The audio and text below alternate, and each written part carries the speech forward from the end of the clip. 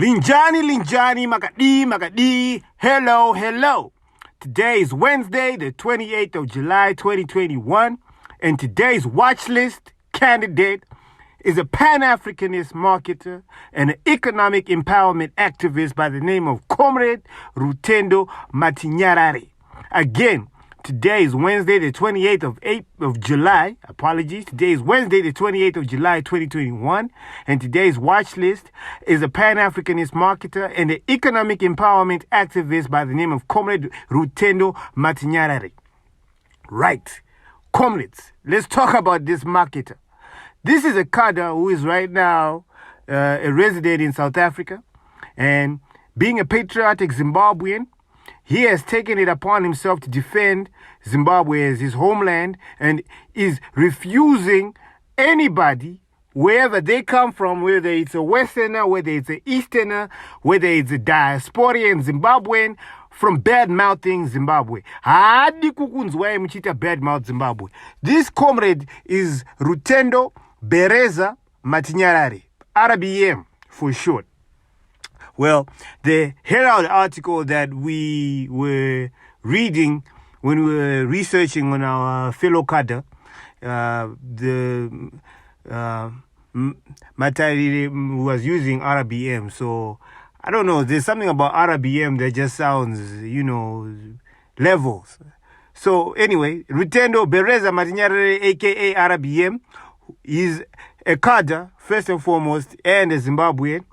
Besides being a Zimbabwean, he is a patriot. We are going to be discussing on the patriot type of thing. He's an influencer on YouTube, social media platforms, and so forth. Uprising, he's an up-and-coming person who we at the Revolutionary Star need you to pay attention to. He's not liked, and he's loved. He's that type of person who attracts both hate and love. So that's why he's on our watch list. He leads a movement called the Zimbabwe Unite Against Economic Sanctions. The son of David and Elizabeth Matinyarare. Besides being an activist and being patriotic to the cause of Zimbabwe, he's a brand architect, as we said before.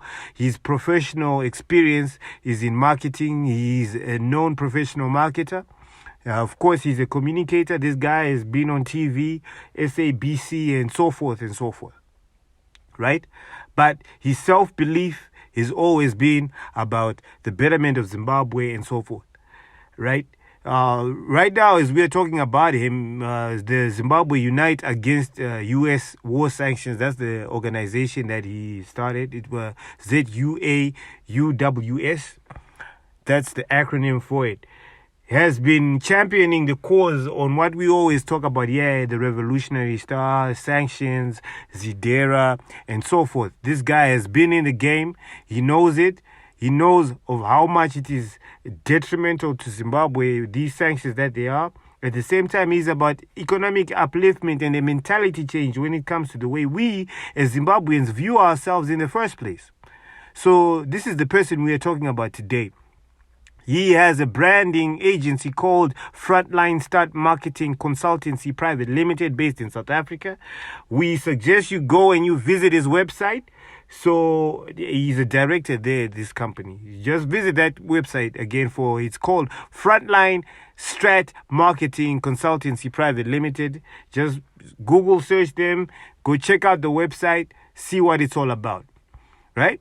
So, what is this guy about? Well, this guy is about nearly everything here at the Revolutionary Star that we discuss.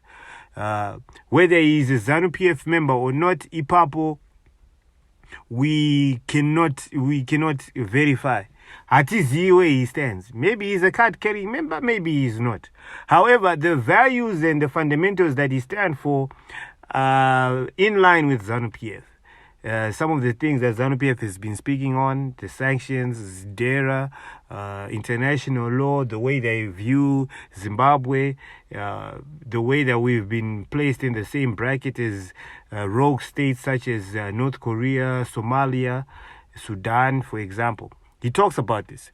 And he's talking about it from not as a politician. Again, as we said, this method is a marketer. He's not a politician. right? He's talking about it from the individual corporate point of view. So, tamtaura. We are sure mchamgoogla, mchaenda ku Twitter, mchaenda ku YouTube, mchaenda ku Google. Why are we talking about this guy so much? Why do we think he deserves to be on the watch list ahead of all these other politicians we are going to be speaking of on a day-to-day basis? Well, we are talking about this man because he is an influencer. We are now entering a generation whereby influence is capital. He's an uprising, up-and-coming person, and he attracts both people who hate him and people who love him. A lot of people do not like this Cadre. Let me repeat this. A lot of people don't like this guy. Right? I, for some of the things he says, don't agree with him. But that is besides the point, comrades. That's beside the point. He has a platform. He has an influence and he has a voice. He has that thing that makes them listenable. Right? That's not a word, but we're using it here. Muna no terereka. Right? We are not going to liken him to Gambakwe because of certain key differences. Matinyarare has points. This comrade has points. They are in line with what Zimbabwe needs to get forward with on a Pan-Africanist point of view. He may appear as being aligned to ZANU-PF, but no, if you really read in between the lines, this guy is not really like that. And so far, it does not appear as if he's been used. Right? We have certain individuals which we are going to be mentioning on the watch list, like the AC Lumumbas, who admitted on their own accord that they had been co-opted for an agenda which they may or may not have agreed with. Now, Zimbabwe is entering a phase where you're going to see a lot of influencers taking up key positions in politics. We may talk about another podcast where we mention this guy's name. So we want you to know who this man is. He is not somebody who you can dismiss. He is somebody who influences and creates a narrative. No Anna Goebbels with this generation, right? And so far, he has not yet really attacked MDC on a political front. He seems to be talking about constructive criticism when it comes to MDC. But MDC, we are also going to be talking of the Pedisai Ruhanyas and the Magaisas. We will have watch list people to be discussing them as well. But Matinyarare is somebody who, Munwepa social media. We want you to observe him, listen to him, pay attention to where it is, because these are the trendsetters. These are the people who are on the platforms and can at least predict where the crosswinds of change will blow towards. That's why we thought that today's watch list would be another Cadre who we want you to pay attention to, and that's Matinyarare. We will be discussing him in detail whenever we talk about certain random topics and so forth.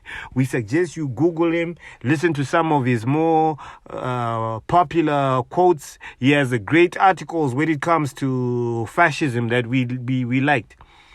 Now, having spoken about him, why is this man important?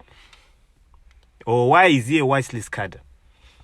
He represents the new generation of politics that is slowly taking foot in Zimbabwe, the social media generation. We have the Jones Musaras, we have the Matigaris, we have him, Matinyarare, we have the Jonasis and so forth. This is a breed of activism from the Pan-Africanist side which is struggling. Let me be honest. ZANU-PF, Pan-Africanist organizations, if it's not ZANU-PF, we can call out ANC, we can talk about in Mozambique, we can talk any country that has a Pan-Africanist or a liberation struggle party has been struggling when it comes to the social media front. Struggling. It's only recently under this president where we are seeing some type of feedback. Shout out to the Barakashis. Yes, they get a bad rap. And they are the minority on this online game that we are playing. The Nico Hondos, that's another one. Shout out to you. All of these people are struggling. They are like the few Pan-Africanists online which try and defend a narrative, but it's difficult right now when the Western world and the platforms that we are using are Western-based, right? We are talking about Twitter, we're talking about Facebook. These are all Western-based platforms, and the numbers are against them. Our own Pan-Africanist side has not yet seen that the political playing field has shifted to social media, right? You can see that ZANU-PF is slowly waking up by making Tafazo Mugwadi their director of information and giving these responsibilities to younger people. This shows that they are slowly coming to terms with the fact that game rachinja, ground rachinja. It doesn't mean practically on the ground they still shouldn't do what they're doing. They still need to have a footing. But more and more as we get into this technological world, what happens online is affecting policy for Pan-Africanist parties on a day-to-day practical basis. So if Magaisa talks about something, it could actually affect, for example, Mtulisi Ngube when he's trying to go to IMF or Bretton Woods and so forth. This is why gentlemen like Rutendo, RBM are important. We need to get to know who these players are, what they say, whether we agree with them or not. We are not saying just because we've highlighted him today, that means we agree with what he says. No, that's not what we're saying. But we're saying that he is part of a small group of people on the Pan-Africanist side that exists online. And usually these people are all lumped in together. Right? They put him, they put Jonasi, they put Matigari. Just to mention a few, there are several people who we are going to highlight, but he's one of them. The AC Lumumbas used to be there as well, but he's now gone quiet these days. He's focusing on making money, right? Right now, the Ingorima something generation for the ZANU-PF is about get your hands dirty. That's what the president has been pushing. So you've seen a lull when it comes to a lot of verbosity online. However, there are people who exist on a Pan-Africanist level that are trying to defend what it means to be Pan-Africanist. This man, first and foremost, is a patriot. Second, after that, is a Pan-Africanist. Third, we don't know. Maybe he is ZANU-PF, maybe he's not. Atiziwi. We don't. But the values that are ZANU-PF are Pan-Africanist in the first place. And it's not a fact that Team BT ndo vakatengesa Zimbabwe when it comes to sanctions. So sometimes when you hear him speak, it may look like he's he's for ZANU-PF, but he's just speaking facts, truth to power. So that's why we wanted to bring him, highlighting today. And we posted the clip that he is actually challenging us when he talks about the mental slavery that we as Zimbabweans still have within our culture. Social media is the new game, comrades. We don't like it. Tajaira ground. Ground is totally different from Twitter, totally different from Facebook, totally different from Google, YouTube. This is where the party and all other Pan-Africanist liberation struggle movements have been struggling to understand, which explains why the EFF has been gaining traction, not only per ground, but online. And there's a difference between Munwepa online and Munwepa ground. Kuonerana pasi azishande in this new generation, right? This is a problem that we as Pan-Africanists don't need to understand, that the liberation has to evolve so that it matches the mediums in which it is dealing with. But the message always still remains the same. The message never changes. The ideology never changes, right? The RBMs that we are talking of today, the Nicole Hondos that we're going to talk about, right, as an example. All these people who have all been lumped into Varakashi, Avasi Varakashi, they are the minority online. Let's call a spade a spade. They are the minority online. Several times I've seen these people, their Facebook pages, their Twitter accounts get disconnected or suspended by Twitter. Why? From MDC. MDC plays the exact same games, comrades. This thing whereby you think that a political party is not as aggressive as ZANU-PF is lies. MDC is just as aggressive as ZANU-PF, but they have the blanket of the Western world supporting their actions so that it always looks as if they are not the aggressor, but ZANU-PF is the aggressor, right? So this is where that's how you can see a narrative such as Zidera being made to look as if it's ZANU-PF's fault. Yes, if you wanted to attack President Robert Mugabe and his administration, it didn't mean that all 16 million Zimbabweans would have to suffer for that specific group of people, right? The BTs were involved in this. So gentlemen like RBM is pushing these narratives so that you understand them. You do not have to agree with him. The purpose of Watchlist is not for you to agree nezvatataura. It's for you to know that this guy is a player in the game. You may not like him. This guy is not liked. There are a lot of people who don't like him. But it's not about whether or not wasotwa. It's about listening to him and seeing which point of view he's coming from. Because he does draw a crowd. He does have the ear of people who affect policy changes here within Zimbabwe. If he says something like a kosora, pane munu arimu politician, arimu parliament, or is a cabinet minister who will actually listen or go and watch an entire video clip that he will have posted. So people like that are the ones which we here at the Revolutionary Star want you to know. You may not like them. This is not about you liking something. It's about you knowing who the players are. This is why we created the watch list. This is another one of those guys. Matinyarare, based in South Africa, patriot, Pan-Africanist, has been put in the Varakashi group of individuals. But Varakashi are the minority online. Let's call a spade a spade. Yes, Varakashi actually go hard. I am not denying that. They go hard. At times, Varakashi may say things which are totally wrong. But we exist in a social media world where the new word is called trolling, Comrade. You know, the trolling. MDC does it and so forth.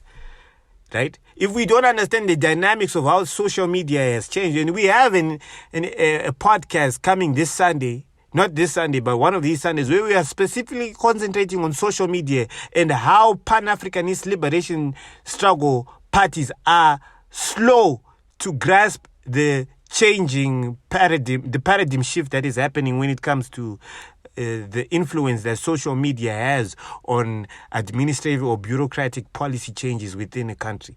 They've always been slow. President Idi Mnangagwa is the one who's been trying to actually change the game a bit by appointing young guys. Jane Van Musewe, the current minister for ICT, Tafazwa Mugade being made the director of information. Those are huge things, comrades, for a party that started passing a kind of internet. Change is difficult because it's a conservative party. But here, we are not ZANU-PF. So we are going to be talking in more depth about players that are not yet being recognized as being players. And this gentleman is one of those ones, right? RBM, based in South Africa, doing his own thing, but a patriot to the bone.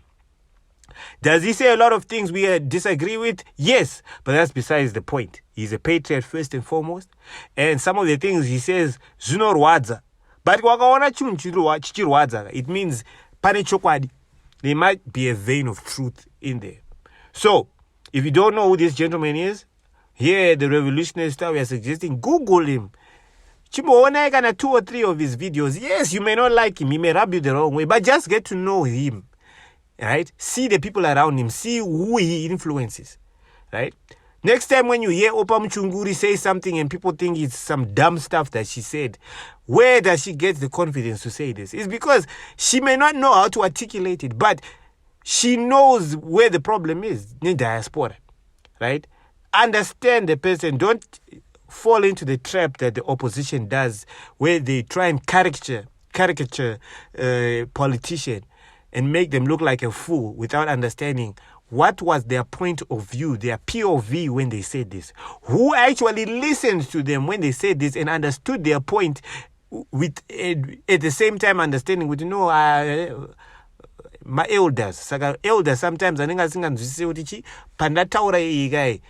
new generation they may not get it.